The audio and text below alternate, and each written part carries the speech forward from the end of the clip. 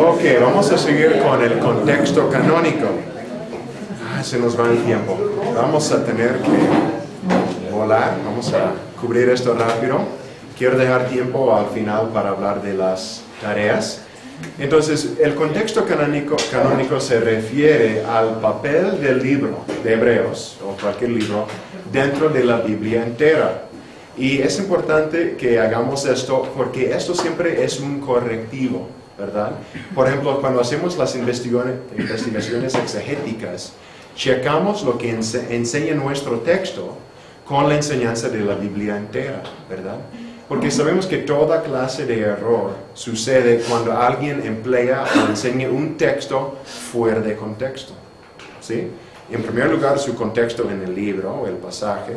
En segundo lugar, fuera del libro entero, en la Biblia entera. Entonces, esto nos ayuda a pulir y entender mejor los textos que estudiamos. Pues en el caso de Hebreos, hay citas al Antiguo Testamento en Hebreos, en primer lugar. Sabemos que el autor sabía muy bien el Antiguo Testamento en griego, la Septuaginta, la traducción de hebreo a griego que usaron los judíos de habla griego en el primer siglo.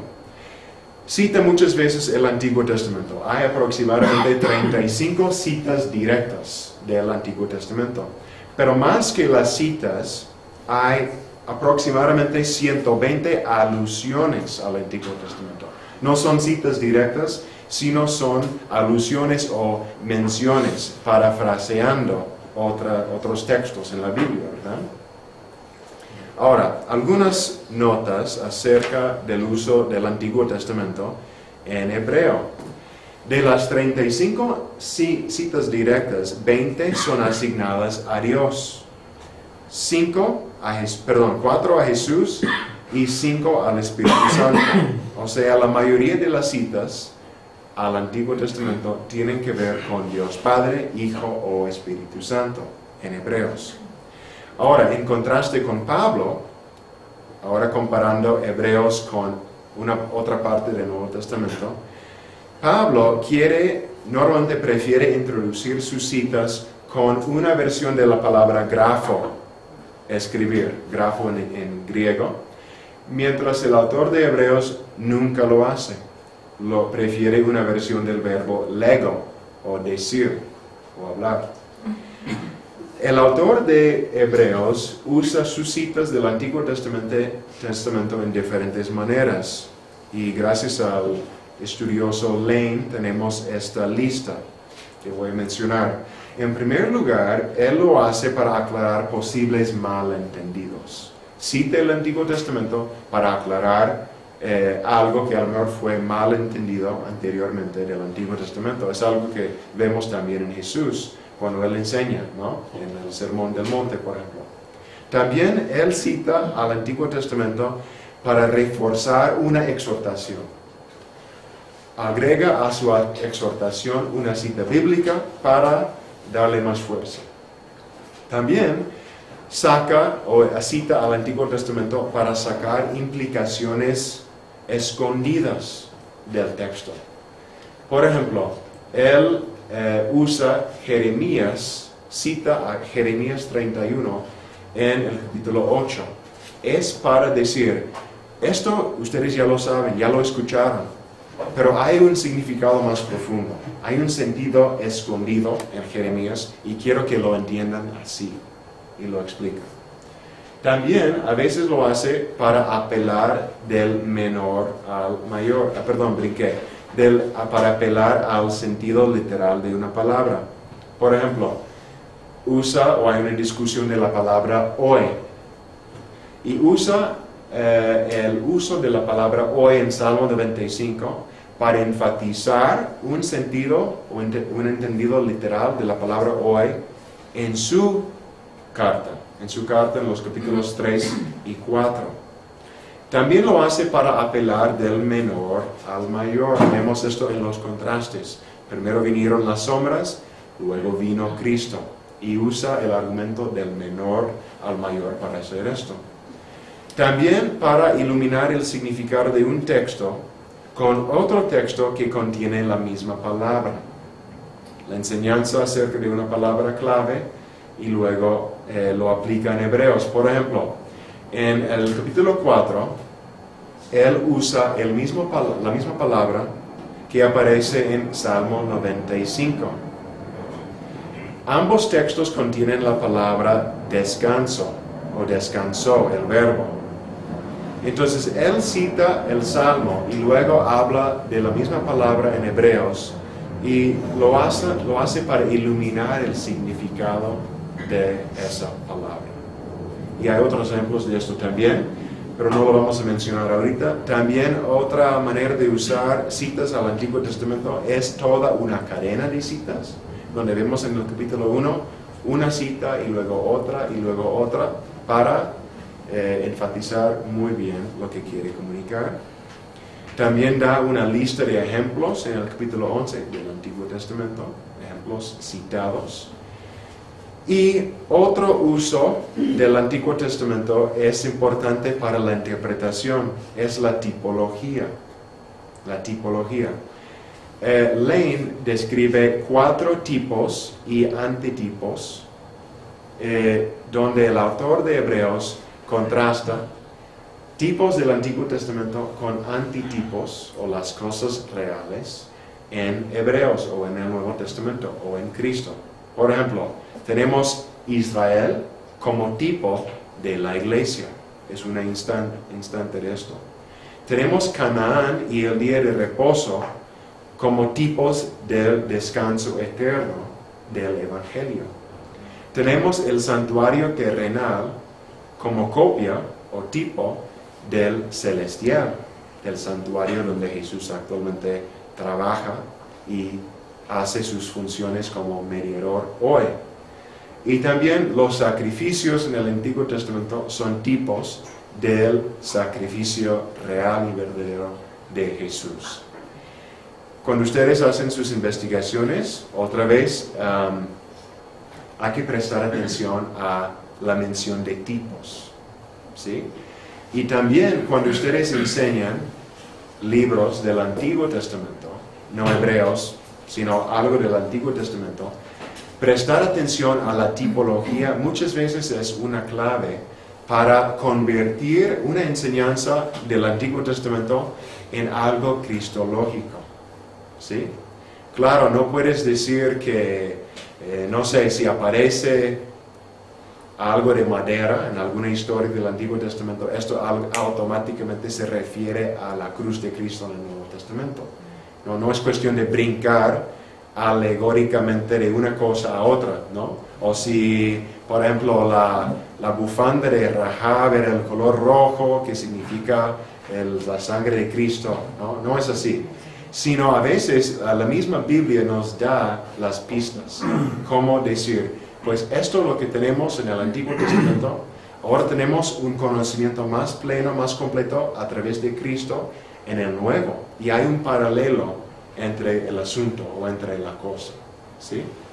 Entonces, es importante mencionar o escribir esto de la tipología, ¿sí? Porque sabemos que el Antiguo encuentra su revelación completa en el Nuevo, ¿verdad? Y el Evangelio del Nuevo está escondido en el Antiguo. Hay un dicho en inglés más o menos que rima acerca de esta relación entre los dos testamentos, ¿sí? Y tiene que ver con la tipología muchas veces. Otro elemento del contexto canónico son conexiones entre Hebreos y Pablo y Hebreos y 1 de Pedro. Rápidamente voy a mencionar temas comunes entre Hebreos y las cartas de Pablo. Ambos mencionan la preexistencia de Cristo, su encarnación, su obediencia al punto de morir, su sacrificio, su muerte sacrificial, su exaltación, su victoria, su intercesión, su segunda venida, el hecho de que todo será sujeto o sujetado a Él. Ambos mencionan la superioridad del nuevo pacto, los dones del Espíritu, Abraham como ejemplo de la fe, etc. Hay muchas cosas en común entre el autor de Hebreos y Pablo.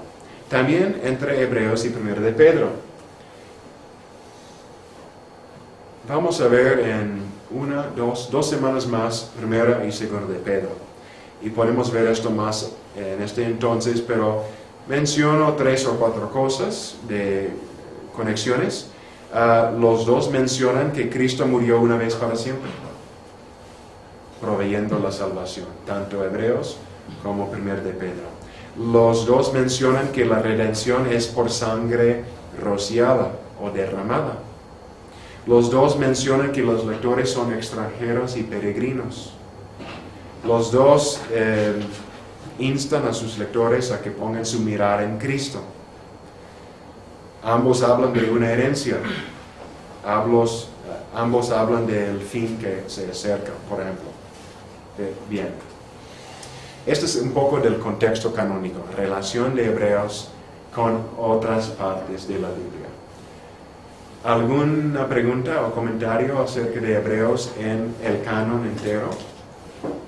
También en 1 de Pedro se habla, hay conexión en cuanto a sufrimiento, ¿no? Sí, son llamados a perseverar, ¿no? Y 1 de Pedro es tu texto para tu investigación. Habla de la fidelidad en medio de la persecución, ¿verdad? Bien, ¿sí? En cuanto a la tipología, ¿algunas sugerencias, alguna regla, que un verso fundamente con otros 2 versos? ¿Cómo guiarnos ahí un poco? Una idea es que muchas veces un texto clave en el Antiguo Testamento es citado en el Nuevo Testamento. Entonces ahí ves una conexión más o menos directa. En otros casos es nada más el tema, ¿no? Cuando ves un tema o una ¿cómo le digo? Como una enseñanza acerca de algo en particular, a veces hay otra enseñanza comparable en el Nuevo Testamento, ¿no? Por tema, por cita, por tema. Otra manera de hacerlo es que a veces el tipo o el antitipo en el Nuevo Testamento es casi lo opuesto del Antiguo Testamento. Así fue, por ejemplo, con el hecho de sacrificio. Tenemos sacrificio en el Antiguo, sacrificio en el Nuevo, pero hay un contraste entre el tipo de sacrificio con el Nuevo, ¿no?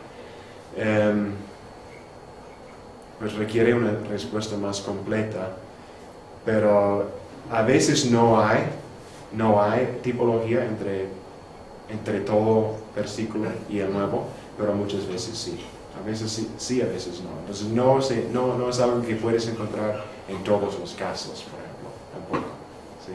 Pero usando la concordancia o una palabra clave, buscando esa misma palabra o algo, a veces te da algunas ideas.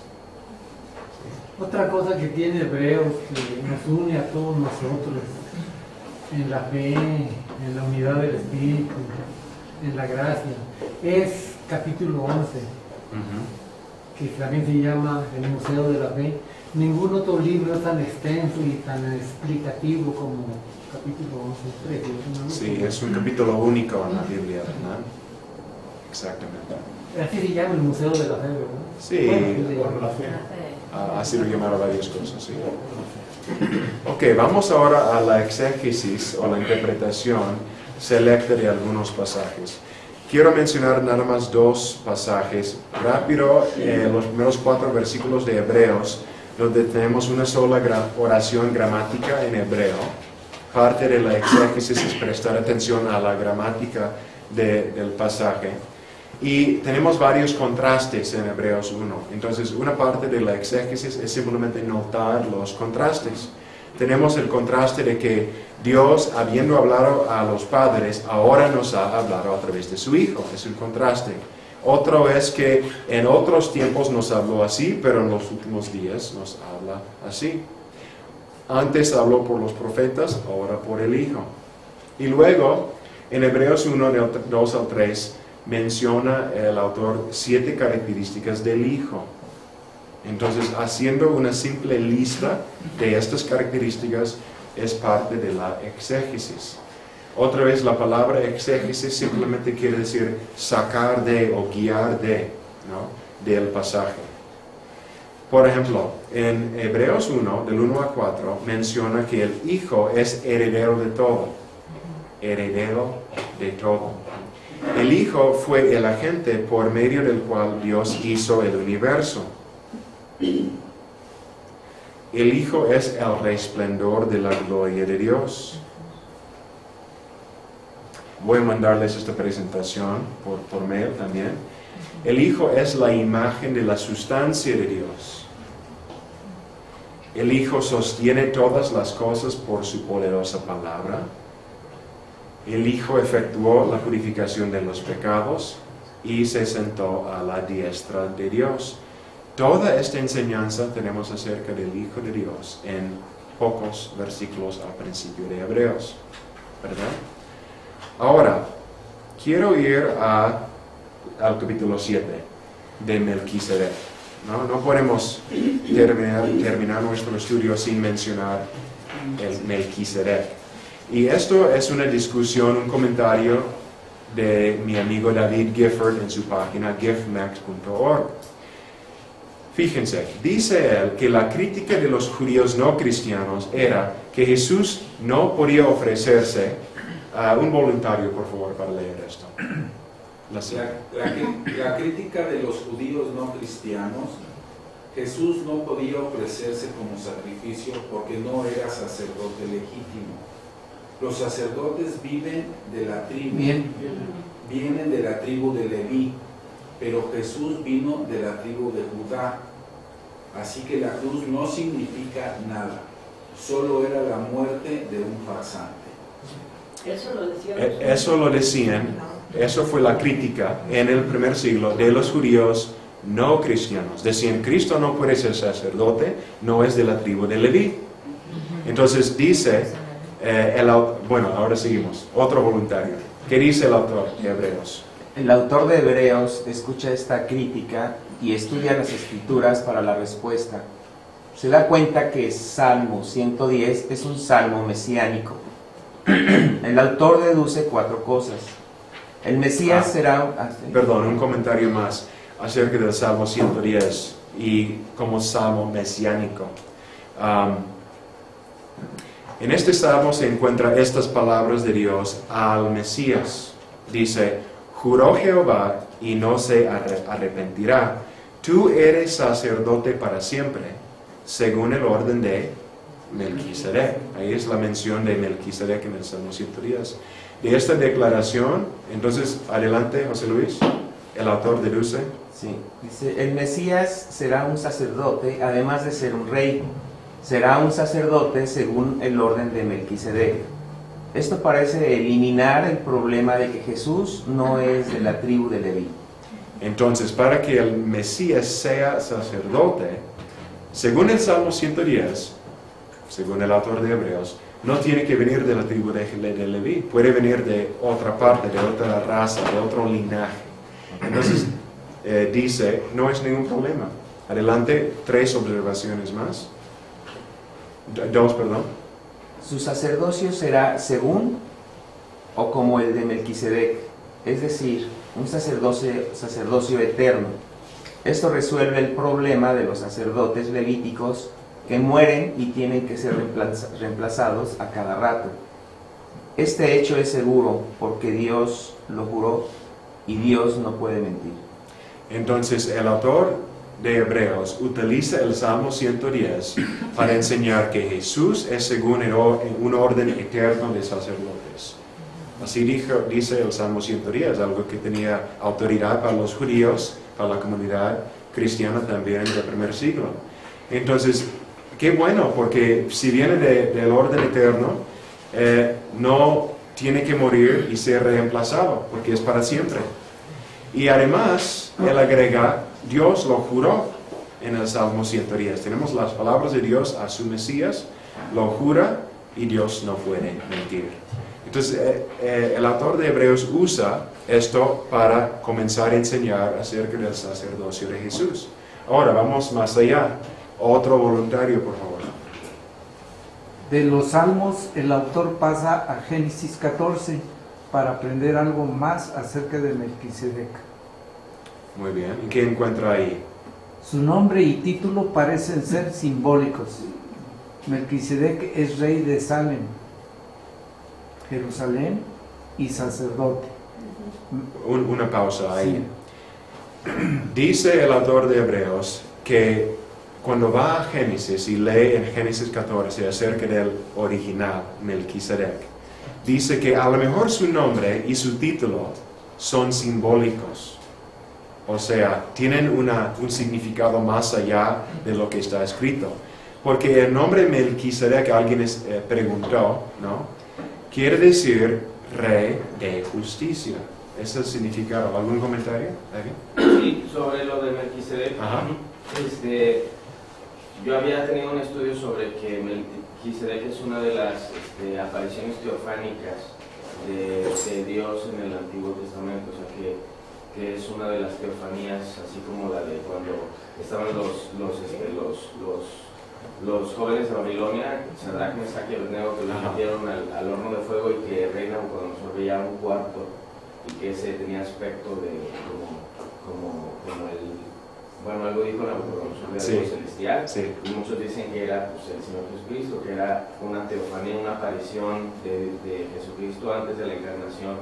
Entonces yo había leído que el episodio de Melquisedec en el Antiguo Testamento, cuando le da a Abraham los diezmos a Melquisedec de las batallas que ganó, entonces es una referencia a que era el mismo Señor Jesucristo, ese Melquisedec, pero antes de encarnarse de María, o sea que era una teofanía.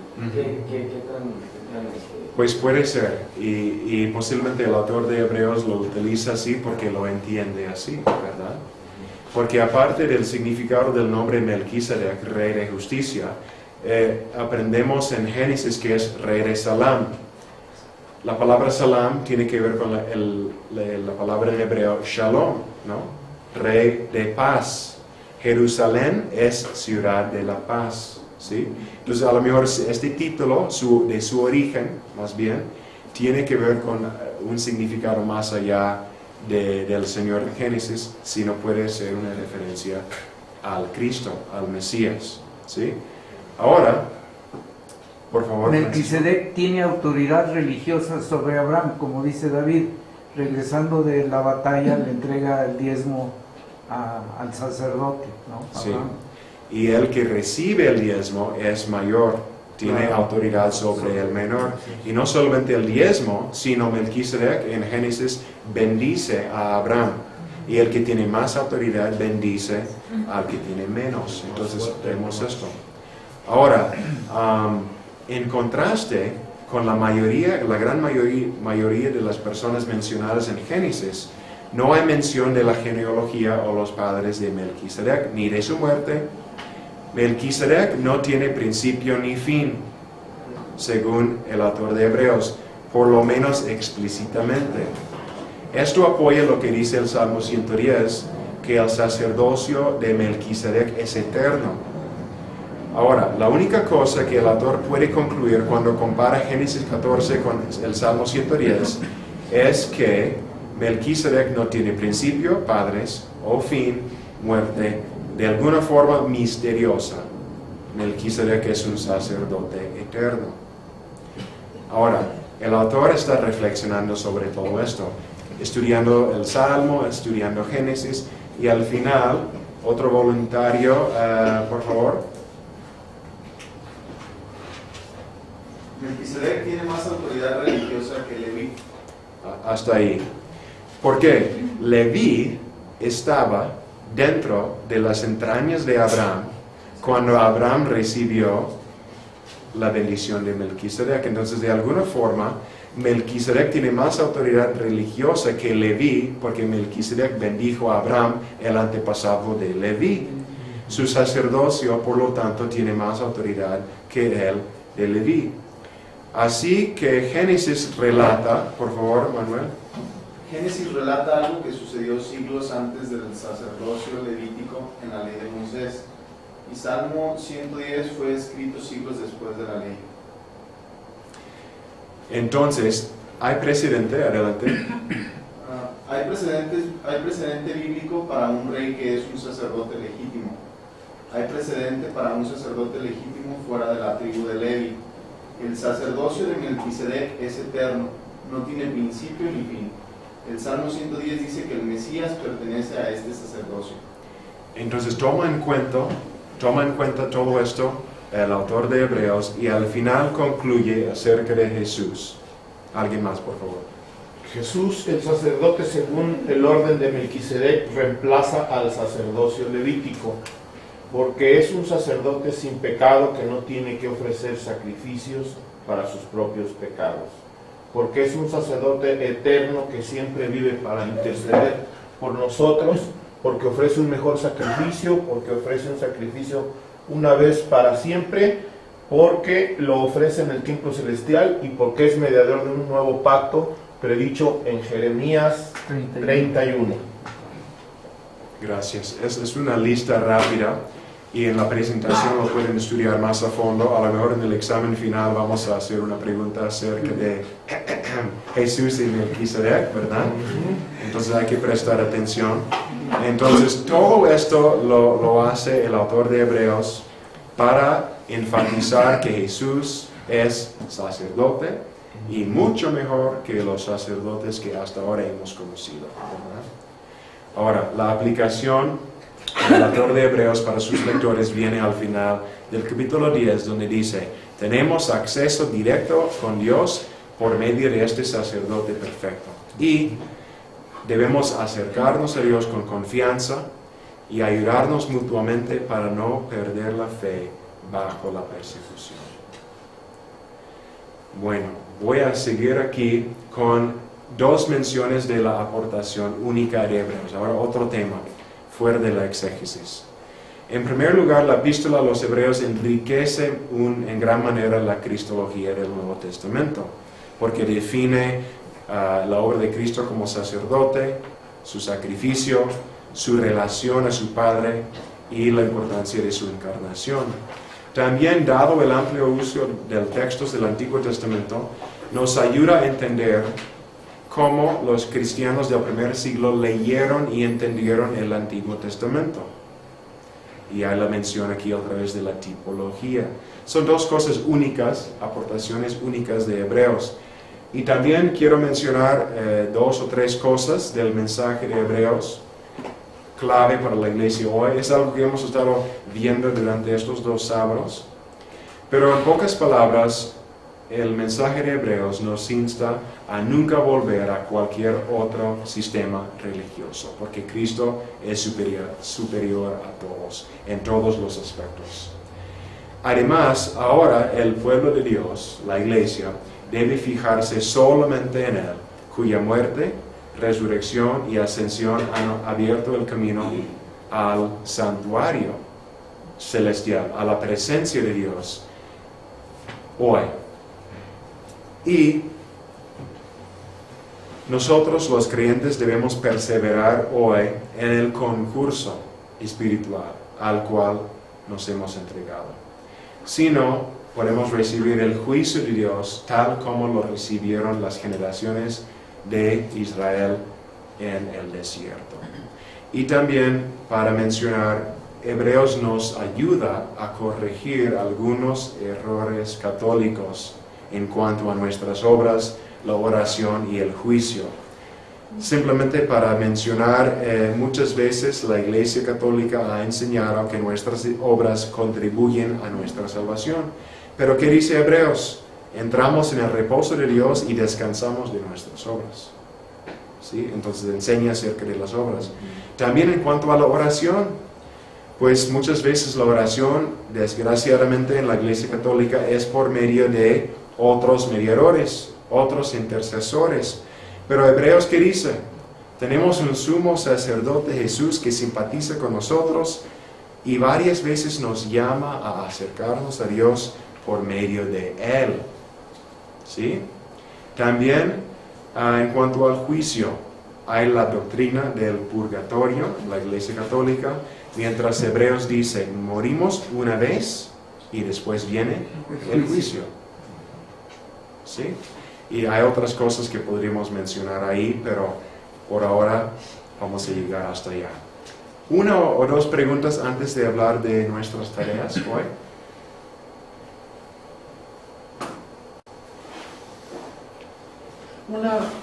Una pregunta de avanzada, de buena fe y de buena voluntad, no tiene que contestar. Cuando estamos en el reino de Dios, en la fe, vamos a ver vamos a conocer a Melquisedec o vamos a conocer al Padre en sus tres personas, ¿o cómo va a ser? Pues depende si Melquisedec fue una persona histórica o fue una teofanía. Pero en todos los casos sabemos que conoceremos a Dios cara a cara, Padre, Hijo y Espíritu Santo. ¿Sí? ¿Perdón? No, no. A lo mejor ya después nos lo presentan por ahí. Ajá. Pero a los héroes de la fe que aparecen en Hebreos 11, pues claro que sí. Muy bien. Platiquemos unos minutos acerca de las tareas. Gracias a algunos de ustedes que me han mandado tareas por email o por escrito, ya repartí algunas de las por escrito que me entregaron y por mail más o menos las voy contestando en un día o 2 días. Hay la tarea de Hebreos y hay ahora, para hoy, era la tarea de los pasos 1 al 4. Quiero escuchar sus comentarios o preguntas acerca de esto hasta ahora. ¿Está clara la tarea, la muestra que les di? ¿Alguna observación o pregunta? Excelente. Ahí vamos, creo. Qué bueno. Entonces quiero mencionar la tarea para esta semana que viene. Ahora es un poquito menos de lectura. En primer lugar, y todo esto viene en la descripción del curso, pero lo quiero mencionar en voz alta aquí. Hay que leer Santiago, porque vamos a ver Santiago el sábado que viene. Son 5 capítulos, ¿sí? Por favor, leer Santiago. Y leer también el capítulo 19 acerca de Santiago en Harrison o en Carson y Moo. Es la decisión de ustedes. Pueden leerlo en Harrison o Carson y Moo. Luego hay que preparar una lección sencilla acerca de uno de los pasajes claves en Santiago. Aquí hay 4 opciones. 2 del 1 al 13, 2, 14 al 26, 3, 1 al 12 o 5 del 1 al 6. Son pasajes interesantes en Santiago. ¿Qué pasaje, por favor? ¿Perdón? ¿Qué pasaje? Aquí están, ¿lo puede ver en la pantalla? No. Y lo tenemos ya. Y está en la hoja también. Sí. Ahí viene En la una. hoja. Lo que quiero que hagan para eso es simplemente preparar una lección, lo que enseñarían ustedes en algún contexto. Pueden ser creativos, pueden hacerlo como quieran, pueden hacer algunas preguntas acerca del contenido, pueden pensar en pues como el clásico estudio inductivo de preguntas de observación, interpretación y aplicación. Una pregunta. Aquí dice investigación pasos 5 y 6. ¿Vamos a hacer solo 5 y 6 o desde el 1 hasta el 6? Si no han hecho el 1 al 4, del 1 al 6. Pero si ya hicieron del 1 al 4, ahora nada más el 5 y el 6. Voy a dar un ejemplo aquí. ¿Okay? Pero antes de ir a eso, de Santiago, ¿alguna pregunta? Simplemente escoge el pasaje y hacer una lección. ¿Estos 4 únicamente son demostrativos o hay que utilizar uno de los 4, Ben? En uno de los 4, no en todos, no. Ustedes decidan que ¿De esos sea 4? esto, o esto, Correcto. o esto, o esto. Correcto. ¿Sí? ¿Tenemos que desarrollar toda una lección o podemos hacer el bosquejo de la lección? El bosquejo, El bosquejo. básico, una página o menos, ¿no? ¿Qué harías tú para enseñar esto? Con los jóvenes, con los niños, con los adultos, tú decides, ¿no? Lo que sea, para explicar o exponer la enseñanza, algo básico, muy básico, ¿ok? Simplemente quiero ver que hayan leído y estudiado por lo menos unos cuantos versículos, un poquito más de cerca, ¿sí? Ahora, ¿Alguien necesita una copia de la descripción del curso o lo que repartí la semana pasada? A mí me faltó una página de la número 3 la semana pasada. Al principio yo repartí aquí algunas copias, ¿no? ¿De los pasos? Sí, dos. De los pasos, la muestra, la descripción del curso. ¿No sobraron? Bueno, si todavía no tienen algo, me avisan ahorita y podemos ver qué podemos hacer. Quiero repartir esto, por favor. Si 2 personas me pueden ayudar con esto. ¿Me das una copia, José Luis, por favor? Gracias.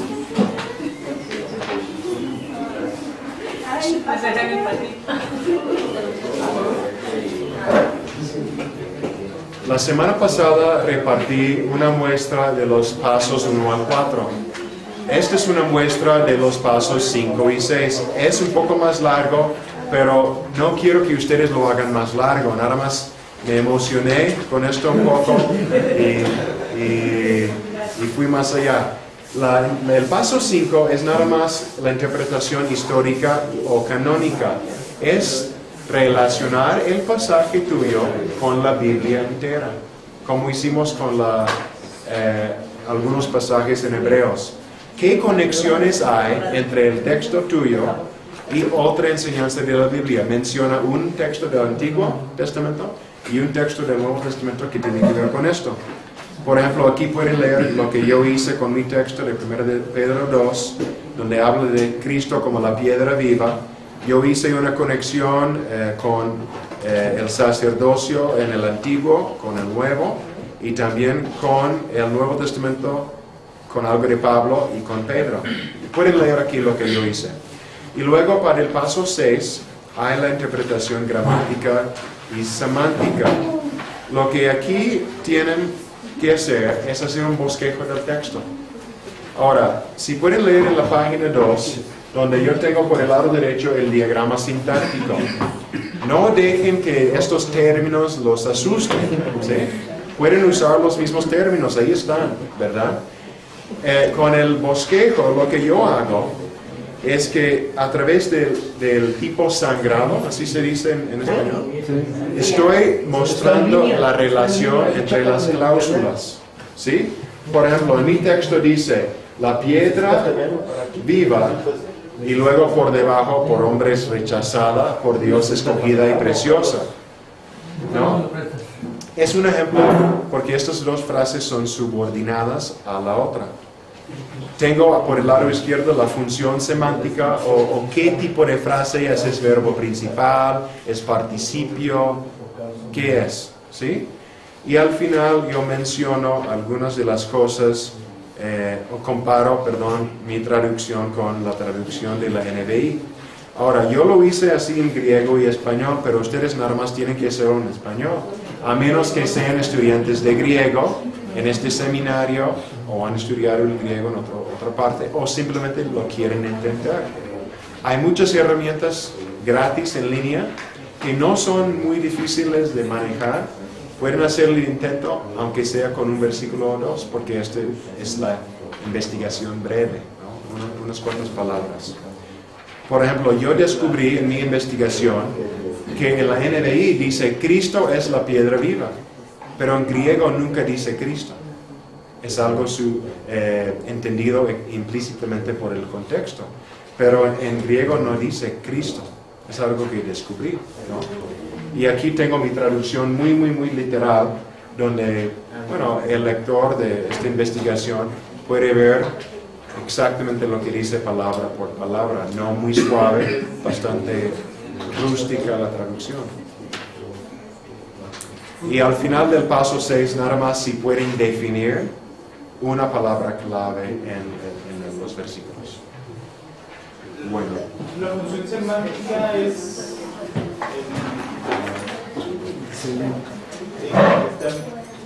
¿Qué es? Describe el tipo de cláusula que tienes a mano derecha. El tipo de cláusula. O sea, si es verbo, por ejemplo, en el mío, todos los verbos no son verbos conjugados, son participios, ¿no? Por ejemplo, acercando, viviendo, habiendo sido rechazada, etc. Entonces, nada más estoy diciendo, aunque la traducción, bueno, en el caso de ustedes, en español, ¿es un verbo conjugado o es un verbo participio o infinitivo, por ejemplo? ¿Qué rol juega la cláusula en esa frase? ¿Sí? Yo te ayudo, palabra por palabra si quieres, a ver tu texto y hacerlo. ¿Sí? Muy bien. Entonces vamos a terminar aquí, no se desesperen, estoy a tus órdenes, vamos a platicarlo y ahora mismo si quieren un poco o entre semana. ¿Sí? Bueno. Gracias. Y eso.